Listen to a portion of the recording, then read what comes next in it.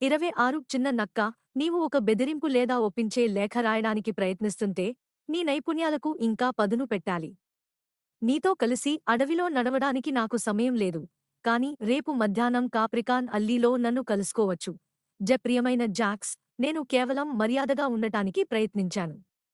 నీవు కుయుక్తులు, మోసాలకు ఎంతగా అలవాటు పడ్డావంటే, మర్యాదను కూడా గుర్తించలేకపోతున్నావు అనేది విచారకరం.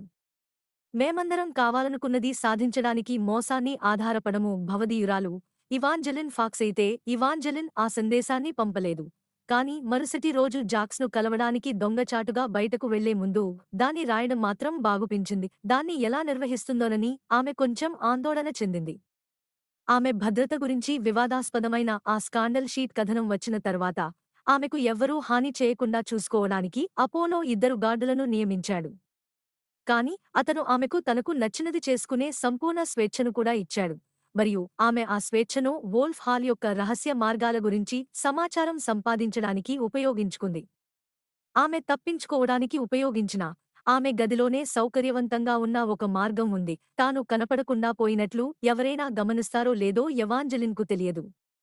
కాని వారు తన జాడను పట్టుకుని మంచు మరియు చీకటితో నిండిన ఆ ఇరుకైన సందు క్యాప్రికాన్ అల్లీ వరకు రాకుండా ఉంటారని ఆమె ఆశించింది. ఆమె తన బొచ్చు అంచున్న పైవస్త్రంలోకి మరింతగా దూరి చేతులు కలిపి రుద్దుకుంది. ఇంకా మందపాటి చేతి తొడుగులు వేసుకుంటే బాగుండేదని అనుకుంది. రేవులు, దుకాణాలకు దూరంగా ఉన్న ఆ సందు దారి తప్పినవారికి మాత్రమే దొరికే ప్రదేశంలా అనిపించింది. రాత్రికి రాత్రే వాలర్ఫెల్ అంతటా మంచు కురిసినా ఆ ఆకర్షణ లేని ప్రదేశాన్ని అది వదిలేసినట్లుంది. దాని నిస్తేజమైన బూడిద రంగురాళ్లను అలాగే వదిలేసింది. అక్కడ ఉన్న ఏకైక తలుపుపై పుర్రెల గుర్తు చెక్కబడి ఉంది. అది ఇక్కడ జరిగే వ్యాపారం మంచిది కాదని ఆమెకు అనిపించేలా చేసింది. గుర్తులేని నల్లటి లాకర్ పూత పూసిన ఒక బండి వచ్చి ఆగింది. ఆమె గుండె కొన్ని అదనపు కొట్టుడులు కొట్టింది. ఆమె ఏ అక్రమమైన లేదా తప్పు పని ఏమీ చేయడం లేదు. ఆమె సరైన పని, గొప్ప పని చేయడానికి ప్రయత్నిస్తోంది. కాని ఆమె హృదయం ఏదో ప్రమాదం ఉందని భావించిందేమో. తలుపు తెరుచుకున్నప్పుడు మరియు ఆమె బండిలోకి జారుకున్నప్పుడు అది వేగంగా కొట్టుకుంటూనే ఉంది. జాక్స్ తన యజమాని బండిని దొంగిలించిన విచ్చలవిడిగా తిరిగే గుర్రపు బాయిలా కనిపించాడు. అతను బండికి ఒక వైపున నిశ్రమించి పడుకున్నాడు. ఒక పాతబడిన తోలు బూటును దిండుమీద నిర్లక్ష్యంగా పెట్టుకున్నాడు. అతని పక్కన ఉన్న మృదువైన తోలు సీటులో పొగబూడిద రంగు డబులెట్ ముడుచుకుపోయి ఉంది. దానివల్ల అతను ముడతలు తిప్పిన స్లీవ్లు, సగం పెట్టుకున్న బటన్లతో ఉన్న లినెన్ షర్టులో ఉన్నాడు. అతను తన రత్నాల కత్తిని వెండి ఆపిల్పై ఉంచి కోయడం ప్రారంభించిన క్షణంలో ఇవాంజెలిన్కు అతని ఛాతీపై ఒక ముడతపడిన మచ్చ కనిపించింది. అందర్నీ అలా చూస్తావా, లేదా నన్ను మాత్రమేనా? జాక్స్ పైకి చూసింది. ప్రకాశవంతమైన నీలికళ్ళు ఆమె కళ్ళు కలుసుకున్నాయి. అలా అతని చూపు చూసి ఆమెలో అంత ఉత్కంఠ రేగకూడదు. అది అంత తీవ్రమైన చూపు కూడా కాదు, కేవలం ఒక సాధారణ తొంగిచూపు మాత్రమే. ఆ తర్వాత అతను తన ఆపిల్పై తొక్కను కోయడం మొదలుపెట్టి గాలిని కరకరలాడే తీపి సువాసనతో నింపాడు. ఎవాంజెలిన్ సూటిగా విషయానికి వస్తే నిర్ణయించుకుంది. ప్రిన్స్ అపోలోకి నువ్వు ఏమైనా చేసి ఉంటే దాన్ని వెనక్కి తీసుకోమని నేను నిన్ను కోరుతున్నాను. ఏమైంది అని అతను ఆపిల్ తొక్కను కోస్తూ అడిగాడు. అతను నీకు హాని చేశాడా? లేదు. అపోలో నాకు హాని చేస్తాడని నేను అనుకోను. అతను నన్ను దాదాపు పూజిస్తాడు. అదే సమస్య. అతను ఆలోచించేది మొత్తం నా గురించే. అతను నాకు స్నానాల తొట్టి నిండా ఆభరణాలు ఇస్తాడు మరియు నాకే తనకి కావాలని చెబుతాడు. అందులో సమస్య ఏముందో నాకర్థం కావడం లేదు. జాక్స్ ముఖం చిట్లించి నవ్వుతున్నట్లు ముఖం గంభీరంగా పెట్టింది. నువ్వు మొదటిసారి నా చర్చికి వచ్చినప్పుడు నీ ప్రేమను కోల్పోయావు. ఇప్పుడు నేను నీకు ఒక కొత్త ప్రేమను ఇచ్చాను. అయితే ఇది నీ చేతే జరిగిందా? జాక్స్ కళ్ళు ఆమె కళ్ళు కలుసుకుని మళ్లీ గడ్డకట్టాయి. వెళ్ళు, చిన్న నక్క. నీ యువరాజు దగ్గరికి వెళ్ళిపో. నీ సుఖాంతంలోకి. ఇంకెప్పుడూ నాతో ఆ ప్రశ్న అడగకు. మరో మాటలో చెప్పాలంటే అవును. ఒక్కొక్కటిగా ఇవాంజెలిన్ లోపలి ఆశ అనే చిన్న బుడగలు పగిలిపోయాయి. పటపటా పటపట పటపట. ఇదంతా నిజం కానంత అతి అని ఆమెకు తెలుసు. తాను ఒక భ్రమలో జీవిస్తున్నానని ఆమెకు అనిపించింది. ఒకవేళ ఆమె నిశితంగా గమనిస్తే ఆమె నక్షత్రపు ధూళిగా భావించిన ప్రతిదీ నిజానికి ఒక దుష్ట మంత్రం యొక్క మండుతున్న బొగ్గులు మాత్రమే అని ఆమెకు కనిపిస్తుంది. అపోలో తనను ప్రేమించలేదు. తనకు తెలిసినంతవరకు అతనికి తనంటే ఇష్టం కూడా లేదు. ఒకసారి ఆమె తన కల నిజమైనదని అతను చెప్పాడు. కానీ నిజానికి ఆమె అతని శాపం. నువ్వు అపోలోను సరిచేసే వరకు నేను ఈ రథం నుండి దిగను. అతను నిన్ను ప్రేమించడం మానేయాలని నువ్వు కోరుకుంటున్నావా? అపోలో నిజానికి నన్ను ప్రేమించడం లేదు. అతను అనుభవిస్తున్నది నిజం కాదు. అతనికి అది నిజంగా అనిపిస్తోంది. జాక్స్ నెమ్మదిగా అంది. బహుశా అతను తన జీవితంలో ఎప్పుడూ లేనంత సంతోషంగా ఉన్నాడు. కానీ జీవితం కేవలం సంతోషం గురించే కాదు. జాక్స్, ఆమె అరవాలనుకోలేదు. కానీ ఆ విధి పూర్తిగా పిచ్చెక్కిస్తోంది. నువ్వు ఏ తప్పు చేయలేదని నటించకు. తప్పు, ఒప్పు అనేవి చాలా సాపేక్షం. జాక్స్ నిట్టూర్చింది. నేను అపోలోకి చేసింది తప్పు అని నువ్వు అంటావు. నేను అతనికి ఒక ఉపకారం చేశానని, నీకు కూడా ఒక ఉపకారం చేస్తున్నానని నేను అంటాను. నేను సూచించేది ఏమిటంటే, ఆ యువరాజును పెళ్లి చేసుకో, అతను నిన్ను యువరాణిగా, ఆ తర్వాత రాణిగా చేస్తాడు. లేదు అని ఇవాంజెలిన్ అంది. జాక్స్ ఒక పెళ్లి బృందాన్నంతటినీ రాతిగా మార్చినప్పుడు ఎంత దారుణంగా ఉందో, ఇది అంత దారుణంగా లేదు. కాని అపోలో పరిస్థితిని ఆమె భరించలేనిది. ఆమె ఎవరికైనా ప్రేమగా ఉండాలనుకుంది, వారి శాపంగా కాదు. మరియు అపోలోకి తనకు ఏమీ జరిగిందో తెలిస్తే, అతను కూడా దానితో బ్రతకడానికి ఇష్టపడడని ఆమె ఊహించింది. ఇది ఏదో రకమైన ఉపకారం అని ఆమె ఒక్క క్షణం కూడా నమ్మలేదు. జాక్స్కు ఈ పెళ్లి జరగాలని ఉంది. ఎందుకో ఆమెకు ఇంకా తెలియదు. కాని అతను దానికోసం చాలా కష్టపడ్డాడు. అపోలోను సరిచేయకపోతే, నేను పెళ్లిని రద్దు చేస్తాను. జాక్స్ ఎగతాళిగా నవ్వాడు. ఒక యువరాజుతో నిశ్చితార్థాన్ని నువ్వు రద్దు చేయవు. నన్ను పరీక్షించు. నేను పాయిజన్ గోబ్లెట్ నుండి తాగుతానని కూడా నువ్వు నమ్మలేదు. కానీ నేను తాగాను. జాక్స్ దంతాలు కరకరలాడాడు. ఆమె విజయగర్వంతో నవ్వింది. అప్పుడు బండి ముందుకు గర్జిస్తూ వెళ్లడం ప్రారంభించింది. ముందుకు పడిపోకుండా ఉండటానికి ఎవాంజెలిన్ దెండ్లను గట్టిగా పట్టుకుంది. ఆగండి. మనం ఎక్కడికి వెళ్తున్నాం? నీ తదుపరి అసైన్మెంట్. జాక్స్ తన చేతి మణికట్టు వైపు చూశాడు. మరియు మిగిలి ఉన్న 2 విరిగిన గుండె గాయాలు మంట పుట్టడం మొదలైంది. పొడిచినట్లు పొడిచినట్లు వేడి పళ్ళు తన చర్మాన్ని గుచ్చుతున్నట్లుగా ఉంది. ఎవాంజెలిన్ కంగారుగా కుషన్లను గట్టిగా పట్టుకుంది. ఆమెకు అకస్మాత్తుగా కడుపులో తిప్పినట్లు అనిపించింది. ఆమె ఇంకా తన చివరి ముద్దు యొక్క పరిణామాలతోనే సతమతమవుతోంది. ఆమె మరొకదానికి సిద్ధంగా లేదు. పైగా ప్రస్తుతానికి ఆమె నిశ్చితార్థం అయి ఉంది. జాక్స్ నీలి కళ్ళు ఆమె ఆందోళనను చూసి నవ్వుకుంటున్నట్లు మెరిశాయి. చింతించకు, చిన్న నక్క. ఇది ఒక విభిన్నమైన ముద్దు అవుతుంది. ఈ పెళ్లిని ప్రమాదంలో పడేసే పనిని నేను నీతో చేయించబోవడం లేదు. నేను నీకు ఇప్పటికే చెప్పాను. నువ్వు అపోలోను సరిచేయకపోతే పెళ్లి జరగదు. నేను అపోలోను సరిచేస్తే పెళ్లి జరగదు. అలా అయితే నేను నా నిశ్చితార్థాన్ని రద్దు చేసుకుంటున్నాను. అలా చేస్తే అతన్ని నాశనం చేసేది నేను కాదు, నువ్వే అవుతావు. జాక్స్ తన ఆపిల్ను కత్తితో పొడిచాడు. నువ్వు అపోలోను పెళ్లి చేసుకోకపోతే నువ్వు ఊహించలేనంతగా అతని గుండె పగిలిపోతుంది. మరియు అది కాలక్రమేణా నయం కాదు, అది కేవలం పెరిగి పుచ్చిపోతుంది. నేను అలా జరగనివ్వకపోతే అపోలో నిన్ను ఏకపక్షంగా ప్రేమించే ఈ ప్రేమ నుండి ఎప్పటికీ బయటపడలేడు. చివరికి అది అతన్ని నాశనం చేసే వరకు అతను తన జీవితాంతం దానిలోనే మునిగిపోయి జీవిస్తాడు. జాక్స్ చాలా ఉల్లాసంగా నవ్వుతూ మాటలు పూర్తి చేశాడు. ఎప్పటికీ ఒకరిని మనసు విరిగిపోయిన స్థితిలో వదిలేయాలనే ఆలోచన అతనికి మరింత ఉత్సాహాన్నిచ్చినట్లుగా అతను భయంకరంగా ఉన్నాడు. అతన్ని వర్ణించడానికి దయలేనివాడు లేదా నీచుడు లేదా చెడిపోయినవాడు అనే పదాలే తప్ప మరే పదం లేదు. జాక్స్ నొప్పిని ఆస్వాదించే విధానం నమ్మశక్యంగా లేదు. బహుశా అతని చేతిలోని ఆపిల్కు కూడా అతని కంటే ఎక్కువ సానుభూతి ఉండి ఉండవచ్చు. తన చర్చిలోని దుష్టత్వానికి ప్రాతినిధ్యం వహించిన ఆ యువకుడు ఇతను కాదు. అతనిలో ఏదో ఒకటి విరిగిపోయింది. జాక్స్కు సామ్రాజ్యపు చిన్న సోదరి వల్ల మనసు నొచ్చుకుందని ఒక పుకారు ఉందని లాలా చెప్పింది. మొదట ఇవాంజెలిన్ దాన్ని నమ్మలేదు. వాలర్ఫెల్లో తన మొదటి రాత్రి జాక్స్ బాధగా కనిపించలేదు. కేవలం మరింత క్రూరంగా, చల్లగా మాత్రమే కనిపించాడు. కాని బహుశా మనసు విరిగితే ఫేట్స్ను అలాగే చేస్తుందేమో. బహుశా అది వారిని గాయపడి, ఒంటరిగా, భయంకరమైన దుఃఖంలో వదిలివేయదేమో. బహుశా విరిగిన హృదయాలు ఫేట్స్ను మరింత అమానవీయంగా మార్చాయేమో.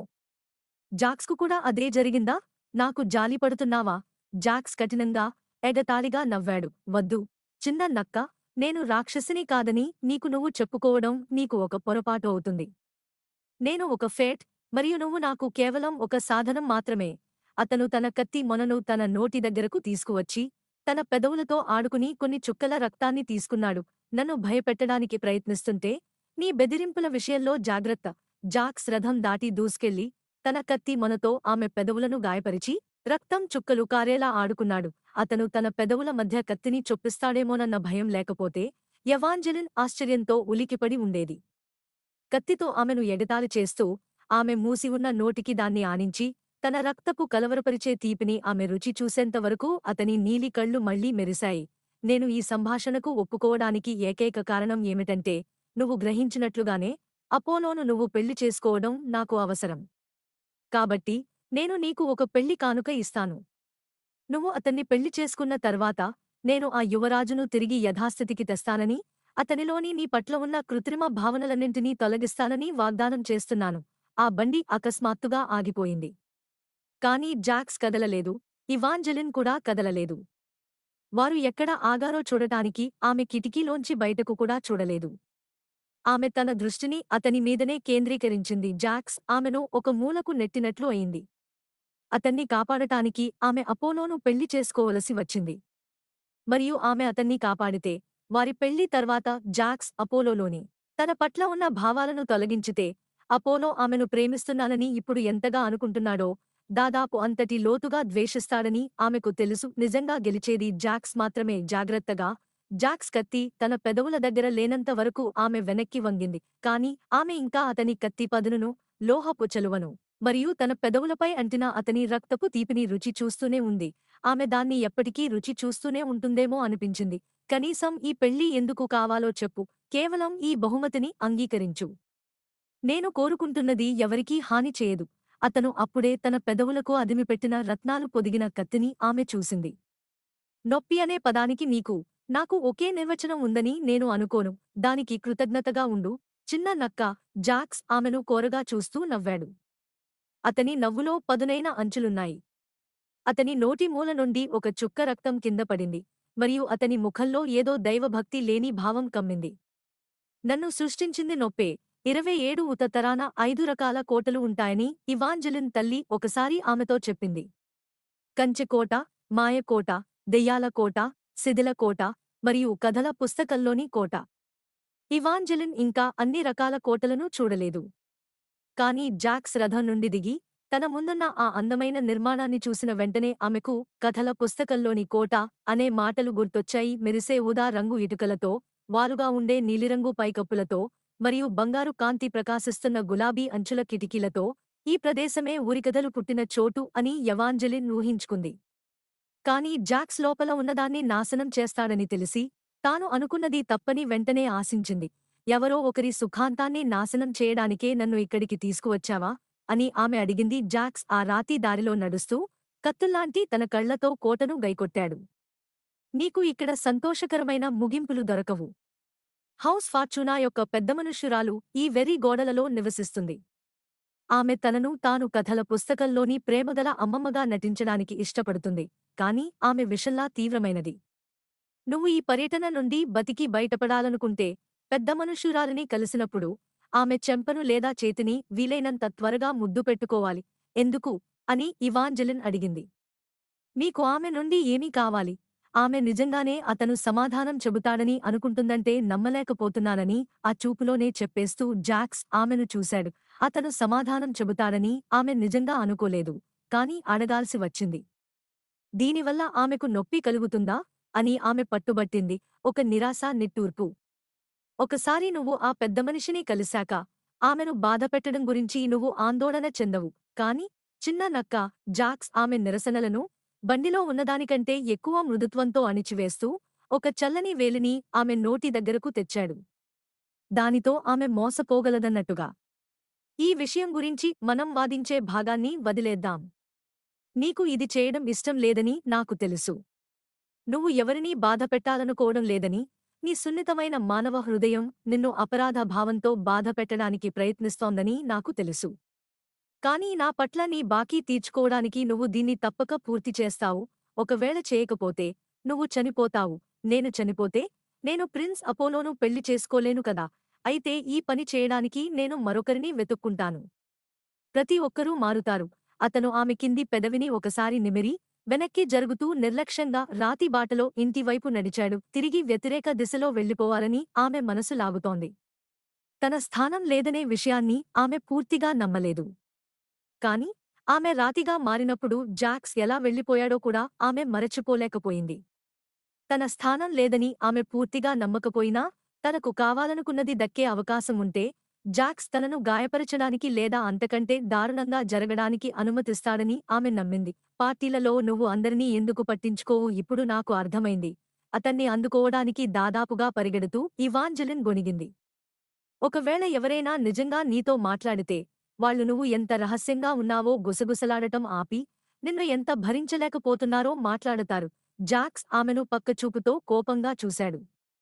దుర్మార్గం నీకు తగదు, చిన్న నక్క, నేను అందరినీ పట్టించుకోనని కాదు. నిన్న రాత్రి నీ సవతి సోదరితో నేను చక్కగా మాట్లాడాను. ఆమెకు దూరంగా ఉండు అని ఎవాంజెలిన్ హెచ్చరించింది. అదొక విచిత్రం. నేను కూడా నీకు అదే చెప్పబోతున్నాను. జాక్స్ పెదవులు ఒక అర్ధచంద్రంలా వంకర తిరిగాయి. ఆమె బుట్టలో పడటానికి వేచి చూస్తున్నట్లుగా. అతను తనను ఎందుకు దూరంగా ఉండమని హెచ్చరించాడో అని అడగడానికి. ఆ ప్రశ్న ఆమె నాలుక కొనపైనే ఉంది. కాని ఎవాంజెలిన్ తన సవతి సోదరిని మళ్లీ అనుమానించాలనుకోలేదు. పెళ్లి వేడుకను రాళ్లుగా మార్చినది గాని, ఒక యువరాజును తనను ప్రేమించేలా మంత్రముగ్ధుడిని చేసినది గాని మారిసోల్ కాదు. ఆమె అర్హత లేని ఒక శాపగ్రస్తమైన పేరు, మరియు ఆమె తల్లిదండ్రుల స్థానంలో ఆగ్నెస్ చేతిలో పెరిగి ఉంటే ఇవాంజెలిన్ కూడా సరిగ్గా అలాగే ఉండేది. ఆమెకు నీ పట్ల అసూయ ఉందని నీకు ఇప్పటికే తెలుసు. అందుకే నువ్వు నన్ను పట్టించుకోకుండా ఉన్నావని నేను ఊహిస్తున్నాను. ఆపే, అంది ఇవాంజెలిన్. మన మధ్య విభేదాలు సృష్టించడానికి నేను నిన్ను అనుమతించను. విభేదాలు ఇప్పటికే ఉన్నాయి. ఆ అమ్మాయి నీ స్నేహితురాలు కాదు.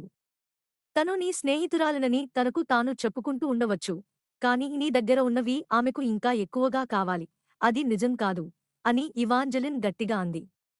ఆమె ఇంకా వాదించగలిగేది.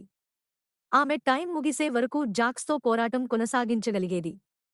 అదృష్టవశాత్తు ఫార్చూనా కాటేజ్కు దారి తక్కువగా ఉంది, మరియు వారు అప్పటికే తలుపు వద్దకు చేరుకున్నారు. అది ఫ్రాస్టెడ్ ప్లమ్స్ రంగులోని మృదువైన ఊదా రంగులో ఉంది. దాని మధ్యలో ఒక చిన్న దేవదూత ఆకారంలో ఉన్న తలుపు కొట్టే గుర్తు అమర్చబడి ఉంది. జాక్స్ ఆ దేవదూత రింగును తీసుకుని దానితో రెండుసార్లు వేగంగా తట్టాడు.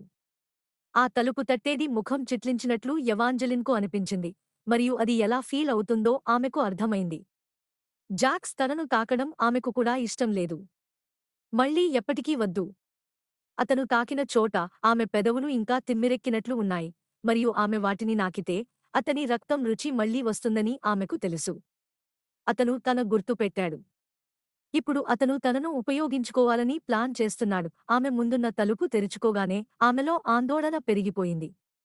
జాక్స్కు నిజంగా ఏమి కావాలో, మరియు తన ముద్దు ఫోర్టునా వంశాధిపతికి ఏమి చేస్తుందో ఆమె మరోసారి ఆలోచించింది. ఒక సేవకుడు ఆమెను, జాక్స్ను లోపలికి తీసుకువెళుతుండగా అతను నిజంగా దేనికోసమై ఉంటాడో ఆమె తెలుసుకోవడానికి ప్రయత్నించింది. ఫార్చూనాలు చాలా ధనవంతులని ఆమెకు వెంటనే స్పష్టమైంది. ఆమె పెరిగిన ఇంట్లోని వస్తువుల కంటే వారి కథల పుస్తకపు కోటలోని ప్రతి వస్తువు రెట్టింపు పెద్దదిగా ఉంది.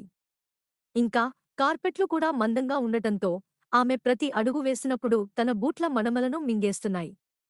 కాని జాక్స్ కేవలం సంపద కోసమే చూస్తున్నాడని ఎవాంజెలిన్కు నమ్మకం కలగలేదు. అతని కళ్ళు ఏదైనా ప్రత్యేక వస్తువుల మీద పడతాయేమోనని ఆమె నిశితంగా గమనించింది.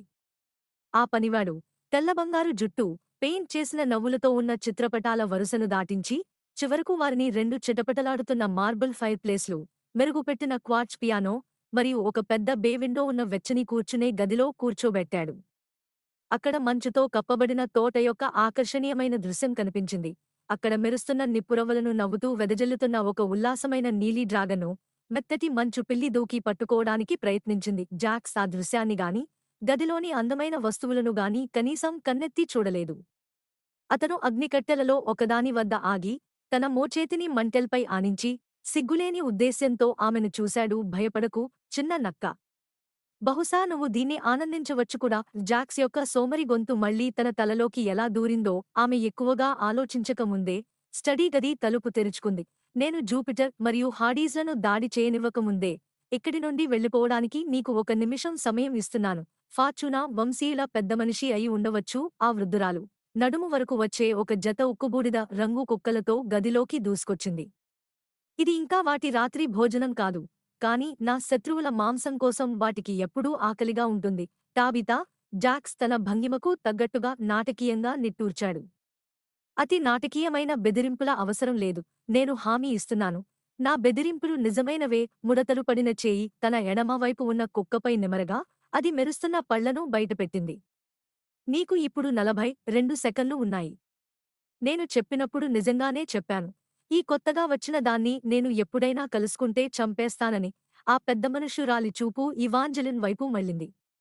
ఆమె బుగ్గలపై 2 గుండ్రని రంగుల పౌడర్, మెడలో వేలాడే బంగారు గొలుసుతో బిగించిన ముదురు లావెండర్ రంగు దుస్తులతో ఆ వృద్ధురాలు చాలా ఖరీదైన బొమ్మలా కనిపించింది. అలాంటి బొమ్మలు బ్రతికి, నిద్రలోనే మనుషులను చంపేస్తాయని ప్రజలు పీడకలలు కనే రకానికి చెందినది. పత్రికలు నీ అందాన్ని మరీ ఎక్కువ చేసి చూపించాయని స్పష్టంగా తెలుస్తోంది ఆమె అంది. నా తెసలీని వదిలేసి అపోలో నిన్ను ఎంచుకున్నాడంటే నేను నమ్మలేకపోతున్నాను. అయితే నువ్వు ఈ చిత్రం నుండి తప్పుకున్న తర్వాత అతను ఆ తప్పును సరిదిద్దుకునేలా నేను చూసుకుంటాను. ఆ మహిళ తమాషా చేస్తోందని ఎవాంజెలిన్ ఆశించాలనుకుంది. ఆమె తప్పకుండా తమాషా చేస్తూనే ఉండాలి. మెరిసే ఉదా రంగు కోటలలో నివసించే వ్యక్తులు తమ అతిథులను కుక్కలకు వేస్తామని బెదిరించరు. ఎవాంజెలిన్ జాక్స్ వైపు ఆందోళనగా చూసింది. అతను మూలలో నిలబడి ఉన్న గడియారం వైపు కోపంగా చూశాడు. అది టిక్టిక్మని సరిగ్గా సరిపోతూ ఉంది. అంటే తమాషా కాదు. నీకు 8 సెకన్లు ఉన్నాయి అంది ఆ పెద్ద మనుష్యురాలు. ఆ 2 కుక్కలు గర్జించాయి. వాటి యజమానురాలు వాటి తలలపై ఉన్న చిన్న బొచ్చుతో ఆడుకుంటుండగా బూడిద రంగు పెదవులు వెనక్కి లాగి పళ్లను కనబరిచాయి. ఎవాంజెలిన్ శ్వాస ఆగకుండా పోయింది. వాటిని కేవలం కుక్కలే అని, వాటి ముక్కులను ముద్దాడాలని ఏమీ లేదని ఆమె తనకు తాను చెప్పుకుంది. ఆమె వాటిని నిమరుతున్న ఆ స్త్రీని ముద్దాడాలి అంతే. ఎంత అందమైన జంతువులు మీవి అని ఎవాంజెలిన్ గొణిగింది. ప్రతి పదం చెబుతున్న కొద్దీ ఆమె గుండె వేగంగా కొట్టుకుంది. ఆమె ఆ జంతువులను నిమరదామన్నట్లుగా కదిలింది. కాని దానికి బదులుగా ఆ స్త్రీ భుజాలను పట్టుకుని ఆమె కాగితంలాంటి చెంపపై ముద్దు పెట్టింది. ఫార్చూనా కుటుంబ పెద్ద బిగుసుకుపోయి, ఎంత ధైర్యం అని గట్టిగా అరిచింది. ఆమె మాటలు పూర్తి కాకముందే ఆ 2 కుక్కలు ఒక్కసారిగా గెంతడంతో వాటి చిన్న అరుపులు, మురిగింతలు వినిపించాయి. బలమైన పంజాలు ఎవాంజెలిన్ దేహానికి తగిలాయి. ఆమె వెనక్కి అడుగు వేయబోయింది. కాని ఆ వేట కుక్కలు, అవి తనని నాకుతున్నాయా? ఒక తడి నాలుక ఇవాంజెలిన్ చెంపపై గజిబిజిగా కుక్క ముద్దు పెట్టింది. మరొకటి ఆమె మెడను ప్రేమగా నాకింది. ఆమెకు ఎదురుగా ఫార్చూనా మాతృమూర్తి ఇప్పుడు తన సున్నితమైన ముడతలున్న ముఖంపై ఒక మృదువైన చిరునవ్వును ధరించింది. అకస్మాత్తుగా తన అందమైన ఊదా రంగు కోటలా మధురంగా కనిపించింది. జూపిటర్! హార్డెజ్! ఆమె ఆజ్ఞాపించింది. వెనక్కి తగ్గండి, నా ప్రియమైన వాళ్లారా! మన అమూల్యమైన అతిథిని ఒంటరిగా వదిలేయండి. ఆ కుక్కలు వెంటనే వినయంగా 4 కాళ్లపైకి తిరిగి వచ్చాయి. ఆ తర్వాత ఆ పెద్ద కుక్క ఇవాంజెలిన్ను తాజాగా కాల్చిన కుకీలు అల్లిన దుప్పట్లంతా వెచ్చగా కౌగిలించుకుంది. మరియు మొదటిసారిగా ఇవాంజెలిన్ జాక్స్ మాయాజాలానికి నిజంగా కృతజ్ఞతతో ఉంది. ఎందుకంటే ఇది స్పష్టంగా అతని చేతనే జరిగింది. ఆ ముద్దు ఆ పెద్ద కుక్కను కిల్లర్ డాల్ నుండి మనవరాలిని ముద్దు చేసే అమ్మమ్మగా మార్చేసింది. జూపిటర్ మరియు హార్డెజ్లను క్షమించండి.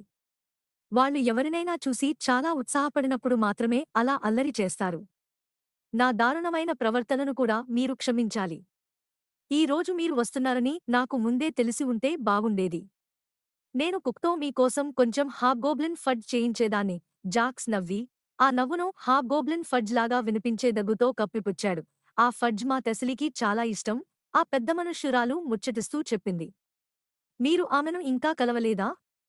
ప్రిన్స్ అపోలో ఆమెను నిజంగా పెళ్లి చేసుకుంటాడని మేము అనుకున్నాము. అతను అలా చేయనందుకు ఆమె కాస్త బాధపడినప్పటికీ మీ ఇద్దరూ మంచి స్నేహితులు అవుతారని నేను అనుకుంటున్నాను. నేను ఇప్పుడే ఆమెను ఇక్కడికి తీసుకురావడానికి ఒక బండిని పంపగలను. అది అవసరం లేదు. కబితా! జాక్స్ అగ్నికట్టెను నెట్టుకుని నిర్లక్ష్యమైన హావభావంతో నెమ్మదిగా ఇవాంజెలిన్ పక్కకు నడిచాడు. మిస్ ఫాక్స్కు నిజంగా కావలసింది ఫార్చూనా వోల్ట్ను చూడటమేనని నేను నమ్ముతున్నాను. వద్దు. ఆ వృద్ధురాలి వెండి జుట్టు ఉన్న తల చెక్కలా కదలకుండానే పట్టుదలగా ఊగింది. ఆమె కాదు చెప్పడం ఇష్టపడనట్టుగా ఉన్నా జాక్స్ మాయాజాలానికంటే బలమైన ఏదో శక్తి ఆమెను బలవంతం చేస్తోంది. నేను ఎవరినీ ఖజానా గదుల్లోకి అనుమతించను. నన్ను క్షమించండి. ఆమె భుజాలు జారిపోయాయి. మరియు ఆమె ఇవాంజెలిన్ వైపు తిరిగినప్పుడు ఆమె ముఖంలోని గీతలు మరింత స్పష్టంగా కనిపించాయి. ఆ హావభావం అసౌకర్యంగా అపోలోను గుర్తుచేసింది. ఎవెంజెలిన్ సంతోషంగా లేదని అతను అనుకున్నప్పుడల్లా తన గుండె కొట్టుకోవడం మర్చిపోయినట్లు, దానితో పాటు తనలోని మిగిలినదంతా పనిచేయడం ఆపేసినట్లు అనిపించేది. ఇది నాకు నచ్చలేదు అని ఎవెంజెలిన్ జాక్స్తో గొణిగింది. అలా అయితే దీన్ని ముగించడంలో నాకు సహాయం చెయ్యి, అతను గుసగుసలాడాడు. నేను కోరుకున్నది ఎంత త్వరగా పొందితే ఆమె తన చెడ్డ స్వభావాన్ని అంత త్వరగా తిరిగి పొందుతుంది. నేను నిన్ను ఇంకా ఇతర ప్రదేశాలకు తీసుకువెళ్లగలను అని ఆ పెద్దమనుష్యురాలు కొనసాగించింది. నేను నీకు ఇంటిని చూపిస్తూ, నాకు ఇష్టమైన మనవళ్ళు, మనవరాళ్ల చిత్రపటాలను చూపిస్తే ఎలా ఉంటుంది? అది వినడానికి ఎంత ఆసక్తికరంగా ఉన్నప్పటికీ జాక్స్ చెప్పింది నిజమే. ఇవాంజెలిన్కు స్వచ్ఛందంగా జాక్స్కు సహాయం చేసినందుకు కొంత అపరాధ భావం కలిగింది. కాని అతను తన లక్ష్యాన్ని సాధించే వరకు ఇది ముగియదు. అతను దేనికోసం ప్రయత్నిస్తున్నాడో మరియు ఎందుకు తనను అపోలోను పెళ్లి చేసుకోమని కోరుకున్నాడో తెలుసుకోవడానికి ఇది కూడా తనకు ఒక అవకాశం. నేను ఆ నిధి గదులను చూడాలనుకుంటున్నాను. ఫార్చూనా వంశీయురాలైన ఆమె పెదవిని కొరుక్కుని, తన మెడలో వేలాడుతున్న విరిగిన తాళం చెవిని గట్టిగా పట్టుకుంది.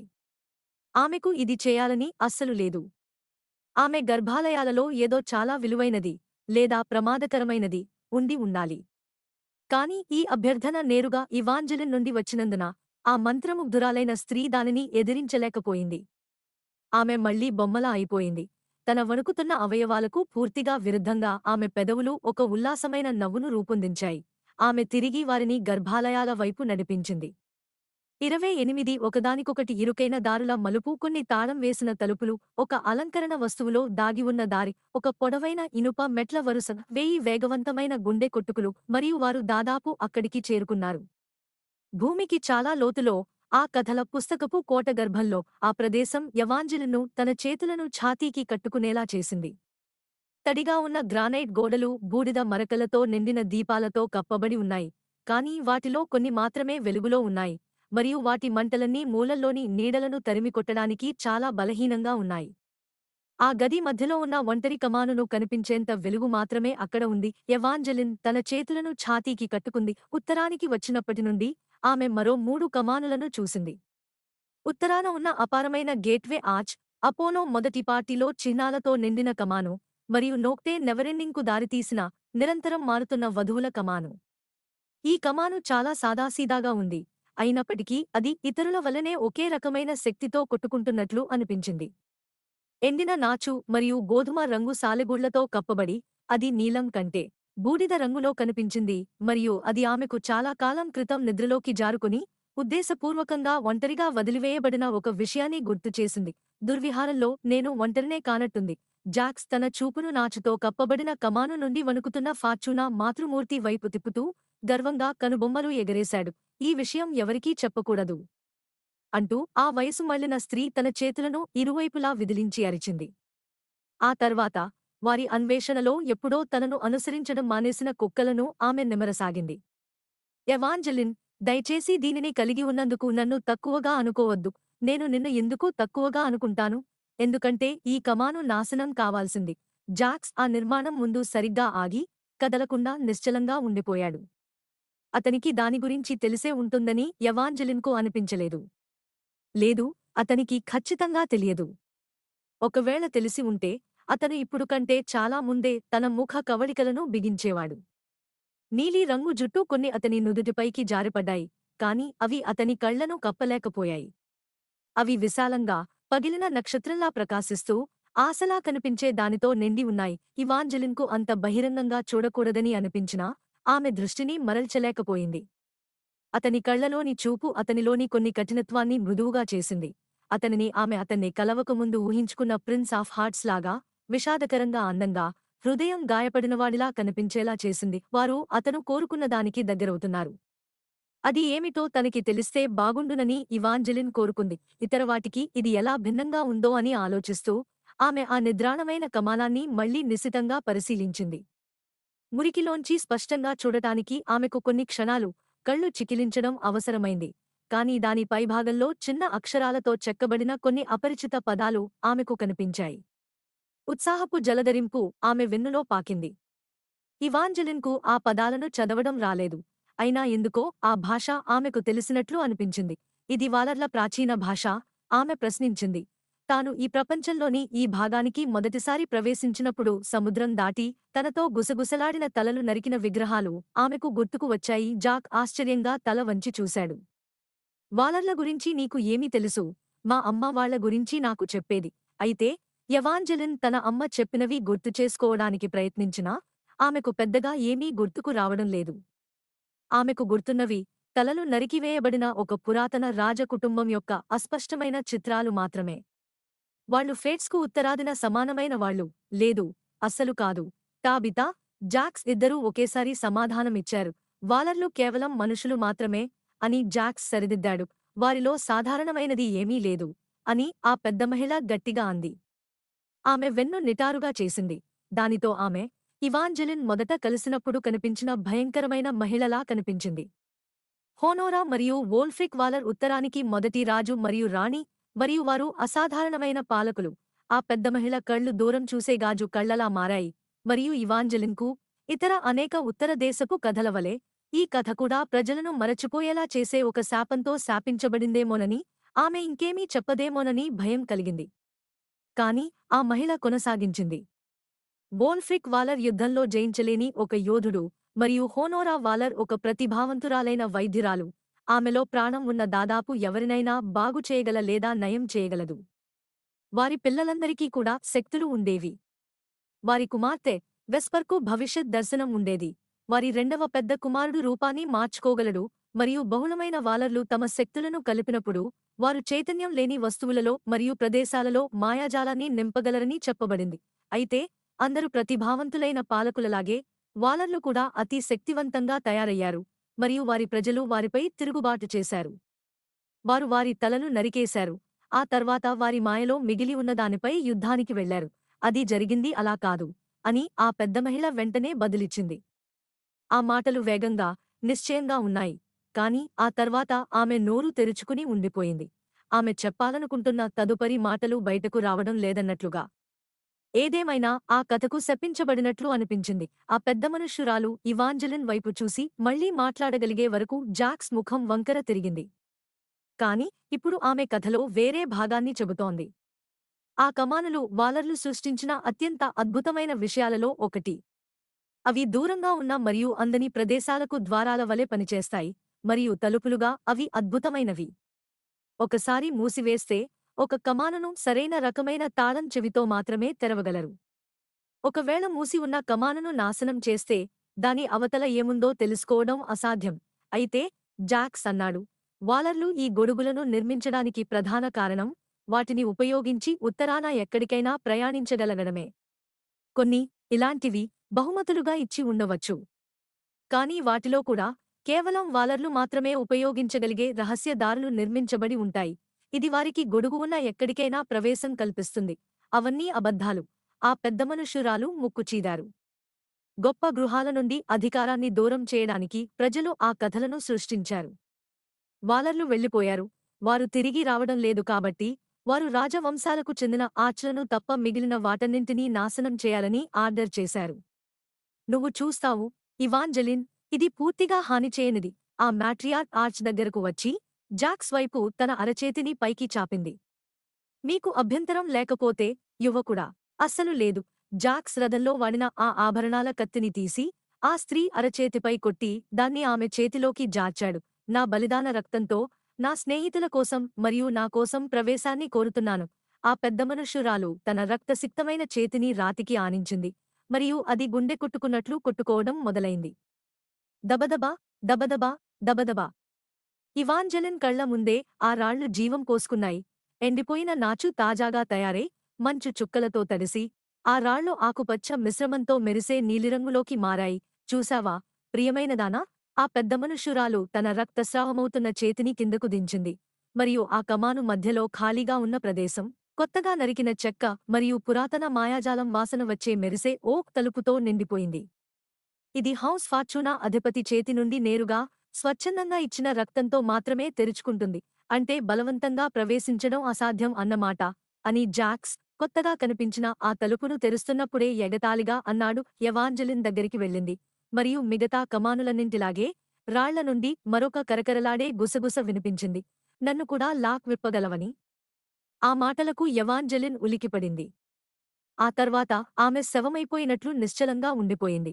అతను అంత ఆతృతగా ప్రవేశించాలనుకున్న గర్భాలయం వైపు కాకుండా తననే చూస్తుండటం చూసి ఆశ్చర్యపోయి, కలవరపడింది. ఏంటి, చిన్న నక్క? అతని గొంతు స్నేహపూర్వకంగా ఉంది. ఆమెకు అది నచ్చలేదు, నమ్మలేదు. జాక్స్ ఎన్నో రకాలుగా ఉంటాడు. కాని అతను స్నేహపూర్వకమైనవాడు కాదు. ఏమీ లేదు. అది అబద్ధమా కాదా అనేది కూడా ఆమెకు ఖచ్చితంగా తెలియలేదు. బహుశా ఆ కమానులు ప్రతి ఒక్కరితోనూ వేర్వేరు విషయాలు గుసగుసలాడాయేమో. ఒకవేళ అలా కాకపోయినా అవి తనతో మాట్లాడాయని జాక్స్కు తెలిసేలా ఆమె అస్సలు అనుకోలేదు. మౌనంగా వారు ఆ గిడ్డంగిలోకి కొనసాగారు. అందులో ఏదో అక్రమమైనది లేదా భయంకరమైనది దాచి ఉంటుందని ఆమె ఊహించింది. కానీ మొదట అది ఒక వింత వంటగదిలా కనిపించింది. చాలా పెద్ద కుండలు, సీసాలు, మరియు కేవలం కుడివైపున మాత్రమే కలపాలి మరియు రాత్రిపూట ఎప్పుడూ ఉపయోగించరాదు వంటి లేబుల్స్ ఉన్న వేలాడే చెక్క చెంచాలు ఉన్నాయి. ఇదిగో మా అద్భుతమైన రుచికరమైన వాటి కోసం మా కుటుంబ వంటకాల సేకరణ వాటర్స్ అని ఆ పెద్ద మనుషురాలు రకరకాల రిబ్బన్లు, తాడులు మరియు కొన్ని గొలుసులతో కట్టిన మందపాటి గ్రంథాలతో ఉన్న గోడను చూపిస్తూ ప్రకటించింది. ఎవాంజెలిన్ జాక్స్ చేసే ప్రతి కదలికను నిశితంగా గమనిస్తూ ఏదైనా అతని దృష్టిని ఆకర్షిస్తుందేమో గమనించింది. బంధించిన ఆ గ్రంథాలు చూసి అతను కనీసం కొద్దిగానైనా ఆసక్తి చూపుతాడని ఆమె ఆశించింది. కాని అతను వాటిని పైపైన చూసి ఊరుకున్నాడు. అతను వంటల పుస్తకం కోసం వచ్చాడని ఆమె అనుకోలేదు. ఆమె అతని ప్రతి కదలికను నిశితంగా గమనిస్తూనే ఉంది. కాని వారు దాటుకుంటూ వెళ్తున్న వాటిలో ఏదీ అతన్ని ఆకట్టుకోలేకపోయింది. అతని చేతులు జేబుల్లోనే ఉన్నాయి. అతను ఏదైనా చూసినా అది కేవలం క్షణకాలం మాత్రమే. వారు రత్నఖచిత పాత్రల అల్మరా వద్దకు చేరుకున్నప్పుడు ఇతర వస్తువులను చూసిన దానికంటే ఎక్కువ ఏకాగ్రతతో అతని కళ్ళు తనపైనే ఉన్నాయని ఇవాంజెలిన్కు అనిపించింది. కాని ఆమె వెనక్కి తిరిగి చూసేసరికి జాక్స్ అప్పటికే ముందుకే నడిచి వెళ్ళిపోయాడు. ఆ పెద్ద మనుష్యురాలు ఇవాంజెలిన్ను పురాతన డ్రాగన్ గుడ్ల షెల్ఫ్ వైపు చూపించినప్పుడు ప్రిన్స్ ఆఫ్ హార్ట్స్ ముఖం చిరాగ్గా మారింది. ఆ తర్వాత కొట్టుకుంటున్న హాబోబ్లిన్ గుండెల క్యాబినెట్ ఉంది. దాన్ని చూసి వంటవాడు ఫడ్జ్ తయారు చేయనందుకు ఆమె చాలా కృతజ్ఞతగా భావించింది. ఆ తర్వాత వస్తువులు మరింత అస్తవ్యస్తంగా కనిపించాయి. బహుశా మాయా అద్దాలు, అలంకరణ దుస్తులు, మరియు భయానకంగా కానీ ఆకర్షణీయంగా ఉన్న ఫ్రేమ్ చేసిన చిత్రాల శ్రేణి అక్కడ ఉన్నాయి. కానీ మిగతా వస్తువులలాగే ఏదీ జాక్స్కు ఆసక్తి కలిగించలేదు. మజాగా లేదా అని ఎవాంజెలిన్ తొలిచేసింది.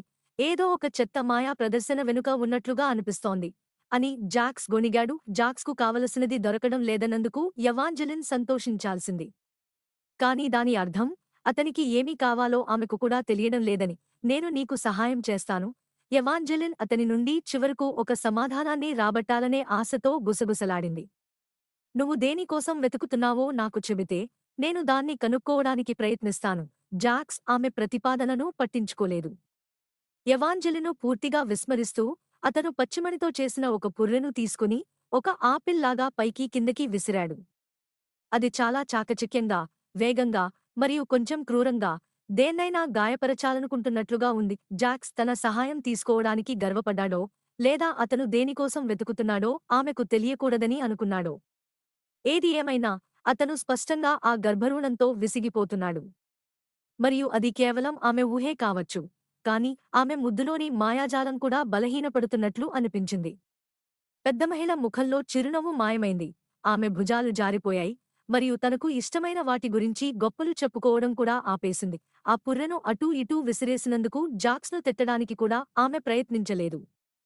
జాక్స్ ఏమి వెతుకుతున్నాడో తెలుసుకోవాలంటే ఇవాంజెలిన్ ఏదైనా చేయాలి. భయస్థుడా? ఆమె దగ్గింది. 2 పదునైన కళ్ళు ఆమె వైపు జారాయి. అదేమిటి? ఏమీ లేదు. ఎవాంజెలిన్ గుసగుసలాడింది. అయినా ఇప్పుడు ఆలోచిస్తుంటే నీ దుష్ట ప్రణాళిక ఎంత బలహీనంగా ఉందంటే దాన్ని పూర్తిగా విఫలం చేయడానికి ఒక చిన్న ముక్క సరిపోతుందని నాకు చెప్పడం చాలా నిరాశపరిచింది. సరేలే, చిన్న నక్క. జాక్స్ తన పుర్రెను అది కింద పడిపోతుంటే అంత సులభంగా పట్టుకోగల ఒక యువకుడి క్రూరమైన చాకచక్యంతో విసరడం కొనసాగించాడు. నాకు సహాయం చేయాలనుకుంటే నీ స్నేహితురాలైన ఆ పెద్ద మహిళను, ఆమె రాళ్ల సేకరణను చూడొచ్చా అని అడుగు. మీరు రాళ్ల కోసం చూస్తున్నారా అని ఎవాంజెలిన్ అడిగింది. జాక్స్ ఇప్పటికే చాలా చెప్పేశానన్నట్లుగా మౌనంగా తల అడ్డంగా ఊపాడు. అతను తనతో సరదాగా ఆడుకుంటున్నాడని ఆమెకు అనిపించింది. కాని జాక్స్ తనతో ఎంత సరదాగా ఆడుకున్నా అతను దానిని సీరియస్గానే తీసుకుంటాడని కూడా ఆమె నమ్మడం మొదలుపెట్టింది. లేడీ ఫార్చ్యూనా అని ఎవాంజెలిన్ పిలిచింది. ఆ స్త్రీ ఇప్పుడు కొన్ని అడుగుల ముందు ఉంది. ఎవాంజెలిన్ రెండవసారి అరవాల్సి వచ్చేంత దూరంలో. మిస్ట్రెస్ ఫార్చ్యూనా, ఏంటి నా బంగారం? ఆమె చివరకు వెనక్కి తిరిగింది. నేను నీకు చూపించాల్సినది ఏదైనా ఉందా? మీ దగ్గర రాళ్ల సేకరణ ఉందని విన్నాను. నేను దాన్ని చూడాలనుకుంటున్నాను. ఓహ్ లేదు, నా ప్రియమైనదానా, నా దగ్గర అలాంటి రాళ్ళు ఏవీ లేవు. ఆమె ఆ చివరి పదం పలికినప్పుడు ఆ మహిళ ముఖం మొత్తం మారిపోయింది. ఆమె నోరు వణకడం మొదలైంది. దానితో ఆమె ముఖంలో మిగిలి ఉన్న ఆ ఆప్యాయమైన హావభావం కూడా పగిలిపోయింది. చివరికి ఆ అమ్మమ్మ ముసుగు మాయమై హంతక బొమ్మ మళ్లీ బయటపడింది. నువ్వే, అది నువ్వే, చిన్న నక్క. జాక్స్ గొంతు వింతగా మృదువుగా మారింది. నువ్వు పారిపోవడానికి సమయం వచ్చిందని నేను అనుకుంటున్నాను. నేను దీన్ని ఎలా గుర్తించలేదు? ఆ వృద్ధురాలు ఆశ్చర్యంతో నిట్టూర్చింది. ఆ గిడ్డంగిలో అత్యంత ప్రమాదకారి ఎవంగెలీన్ అనేలా ఆమె వైపు చూస్తూ. వాలరీ ఆర్చ్ను తెరవబోయేది నువ్వే, జాక్స్ అని ఎవాంజెలిన్ గొణికింది. ఆ మతమాత ఆ గోపురాలు ఎంత అద్భుతమైనవో ఎంతగానో వర్ణించినప్పటికీ ఆమె అకస్మాత్తుగా భయంతో వణికిపోయింది. ఆమె ఏమీ మాట్లాడుతోంది? ఆ వాలరీ ఆర్చ్ అంటే ఏమిటి? నువ్వు ఇంకా ఇక్కడ ఎందుకు ఉన్నావు? జాక్స్ ఎవాంజెలిన్ చేయి పట్టుకుని సునాయాసంగా తన వెనుకకు తోశాడు. కాని అతను వెళ్లడం లేదు. ఆమె కూడా వెళ్లడం లేదు. ఆమె గులాబీ బంగారపు కిరీటం ధరిస్తుంది కాబట్టి మీరు ఆమెను గుర్తిస్తారు, ఆ స్త్రీ జపించింది. ఆమె రైతు కూడా, యువరాణి కూడా అవుతుంది. ఆమెకు పిచ్చి పట్టింది. జాక్స్ గర్జించాడు.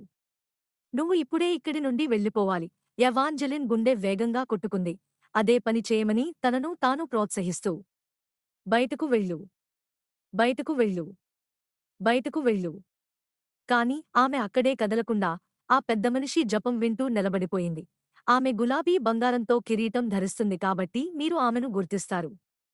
ఆమె రైతు కూడా, యువరాణి కూడా అవుతుంది. ఆ స్త్రీ పిచ్చిదాని అని ఇవాంజెలిన్ నమ్మలేదు. ఆ మాటలు దాదాపు భవిష్యవాణిలా వినిపించాయి. నువ్వు యువరాజును పెళ్లి చేసుకోకూడదు. వాలరీ ఆ చెప్పటికీ తెరుచుకోకూడదు అని ఆ పెద్దమనిషి అరిచింది. ఆమె చేతులలో ఏదో లోహపు వస్తువు మెరిసింది. ఆ తర్వాత కత్తిలా కనిపించే ఒక వస్తువుతో ఆమె ముందుకు దూకింది. ఎవాంజెలిన్ దగ్గరలో ఉన్న వస్తువును పట్టుకుంది. అది ఒక పిల్లి పెయింటింగ్ ఉన్న ఫ్రేమ్. దానితో ఏం చేయబోతున్నావు? జాక్స్ ఒక తిట్టు తిట్టాడు. ఆ తర్వాత అతను పచ్చని పుర్రెను తీసుకుని దానితో ఆమె తలపై కొట్టాడు. ఆమె ముడతలు పడిన లావెండర్ రంగు దుస్తుల కుప్పలా నేలపై కుప్పకూలిపోయింది. ఎవాంజెలిన్ నోరు తెరుచుకుంది. కానీ మాటలు పలకడానికి ఆమెకు కొన్ని క్షణాలు పట్టింది. ఇలా జరగబోతోందని నీకు ముందే తెలుసా?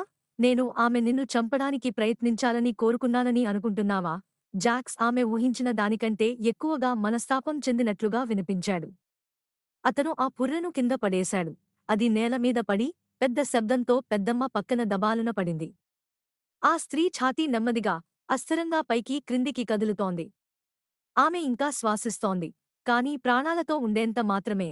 ఆమె ఇప్పుడు మాకు ఏమీ చెప్పదు. జాక్స్ మోకాళ్లపై కూర్చుని పెదవులు బిగించి ఆమెకు దగ్గరగా వంగాడు. ఎవాంజెలిన్ కడుపులో ఏదో వికారంగా తిప్పింది. అతను ఆ స్త్రీని ముద్దుపెట్టి చంపబోతున్నాడు. జాక్స్, ఆప! ఇవాంజెలిన్ అతని భుజాలను పట్టుకుంది. ఎలాగోలా ఆమె అతన్ని వెనక్కి లాగగలిగింది. బహుశా ఆమె వణుకుతున్న చేతుల బలం కంటే ఆమె గొంతులోని తీవ్రమైన కోపం వల్ల కావచ్చు. ఇప్పుడేం జరిగిందో ఆమెకు పూర్తిగా అర్థం కాలేదు. కానీ జాక్స్ దీనిని మరింత దిగజార్చడానికి ఆమె అనుమతించబోలేదు. ఒకవేళ నువ్వు ఆమెను ముద్దు పెడితే మన మధ్య సంబంధం అయిపోయినట్లే అని ఇవాంజెలిన్ అంది. నేను ఎలాంటి హత్యలలోనూ పాల్గొనను. మనం ఆమెను ఇలా వదిలేయలేము. అతని గొంతు చాలా సహజంగా, ఎలాంటి భావోద్వేగం లేకుండా ఉంది. ఈ మహిళను చంపడం అతన్ని అస్సలు బాధించదు. ఆమెకు స్పృహ వచ్చిన వెంటనే నీ వెనుక పడుతుంది. అలా ఎందుకు జాక్స్? ఈ వాలరీ ఆచంటే ఏమిటి? ఇంకా నేను ఎవరో అని ఆమె అనుకుంటోంది. జాక్స్ తన నోటికి మూతి అడ్డుపెట్టుకుని తన మడమలమీద వెనక్కి ఊగాడు. అది సరిపోయే సమాధానంలా అనిపించింది. ఈ మంత్రం ఆమె గురించేనని అతను నమ్మాడు. ఈవ్యాంజెలిన్ ఈ తాజా పరిణామాన్ని అర్థం చేసుకోవడానికి ప్రయత్నిస్తుండగా గది తిరగడం మొదలైంది. ఆమె చుట్టూ ఉన్న అలంకరణలు మరియు వింత వస్తువులన్నీ అస్పష్టంగా కనిపించాయి. ఆమె గులాబీ బంగారు కిరీటం ధరిస్తుంది కాబట్టి మీరు ఆమెను గుర్తిస్తారు. ఆమె రైతు కూడా, యువరాణి కూడా అవుతుంది. ఎవాంజెలిన్కు గులాబీ బంగారు రంగు జుట్టు ఉంది. ఆమె ప్రస్తుతం ఒక రైతు స్త్రీ మరియు ఆమె ప్రిన్స్ అపోలోను వివాహం చేసుకుంటే 2 రోజుల్లో యువరాణి అవుతుంది. బహుశా జాక్స్ తనకు అపోలోకు పెళ్లి కావాలని కోరుకోవడానికి కారణం ఇదేనేమో. ఫార్చునా మాతృమూర్తి మంత్రంలో చెప్పిన ఈ వాలరీ ఆర్చ్ను తెరిచే అమ్మాయిగా ఆమె మారాలని జాక్స్ ఇదంతా ఏర్పాటు చేశాడు. ఆ వాలరీ ఆర్చ్ అంటే ఏమిటి? ఆమె మళ్ళీ అడిగింది. మరియు నేను దాన్ని తెరుస్తానని ఆమె ఎందుకు అంత భయపడింది? దాని లోపల ఏముంది? జాక్స్ నెమ్మదిగా తన పూర్తి ఎత్తైన ఆకృతికి తిరిగి వచ్చి ఆమెను పైనుండి చూస్తూ నెమ్మదిగా, నువ్వు వాలరీ ఆర్చ్ గురించి చింతించాల్సిన అవసరం లేదు. నువ్వు చేయాల్సిందల్లా యువరాజు అపోలోను పెళ్లి చేసుకోవడమే. నేను జాక్స్ ఆమె చెంపను తన చేతితో అదుముతూ ఒక్క చల్లని స్పర్శతో ఆమెను మౌనంగా ఉంచింది. అపోలో మీద ఉన్న మంత్రాన్ని విరగ్గొట్టాలనుకుంటే నీకున్న ఏకైక మార్గం అతన్ని పెళ్లి చేసుకోవడమే. లేదా విరిగిన గుండె నిన్ను ఎంత నిస్సహాయంగా చేస్తుందో, నా లాంటి రాక్షసుడితో ఒప్పందం చేసుకోమని ఎంతగా బలవంతం చేసిందో నీకు గుర్తు చేయాలా? నిజంగా నీ పెళ్లిని రద్దు చేసుకుని అపోలోను అలా వదిలేయాలనుకుంటున్నావా? ఎప్పటికీ తన ప్రేమకు ప్రతిస్పందించని ఒకరికోసం ప్రేమలో పడి బ్రతికేలా? కోచ్ కళ్లలో మెరిసిన అదే కలవరపరిచే దైవదూతమైన చూపు జాక్స్ కళ్లలో కూడా మెరిసింది. నొప్పి ఆగడానికి నాకు ఏమైనా వాగ్దానం చేయడానికి సిద్ధంగా? నేను నిన్ను మా చర్చిలో చూసినది ఇప్పుడేమీ ఎక్కువ కాలం కాలేదు. అది అబద్ధమా? లేక హృదయం పగిలినప్పుడు ఆ బాధ మనసును ముక్కలు ముక్కలుగా ఎలా చింపివేస్తుందో, అది నిన్ను ఎలా ఒక మాసోకిస్ట్గా, బాధను ఇష్టపడే వ్యక్తిగా మారుస్తుందో, నిన్ను చిన్నాభిన్నం చేసిన దానికోసమే మళ్లీ మళ్లీ ఆరాటపడేలా చేసి, నీలో నాశనం చేయడానికి ఏమీ మిగలనంత వరకు వదిలివేస్తుందో నువ్వు ఇప్పటికే మర్చిపోయావా? అతని చల్లని వేళ్లు ఆమె చెంపలోకి దిగాయి. ఆమె భుజాలను నిటారుగా చేసి అతని నుండి దూరంగా జరిగింది. నువ్వు ఇంకా మాట్లాడుతున్నది నా హృదయ విదారణం గురించా? లేక నీది గురించా? జాక్స్ నవ్వి ఆమెను చీల్చగలంత పదునైన చిరునవ్వు నవ్వాడు. నీ దుర్మార్గంలో నువ్వు బాగానే నేర్చుకున్నావు, చిన్న నక్క. కాని విరిగిపోవాలంటే గుండె ఉండాలి కదా. నాకు అది లేదు. నేను అపోలోను ఈ మంత్రముగ్ధతలో శాశ్వతంగా ఉంచగలను. కాబట్టి నువ్వు అతన్ని పెళ్లి చేసుకుని అతన్ని దుమఖభరితమైన జీవితం నుండి కాపాడవచ్చు. లేదా నీకు అర్థం కూడా కాని ఒక పాత జోస్యాన్ని నివారించడానికి ప్రయత్నించవచ్చు.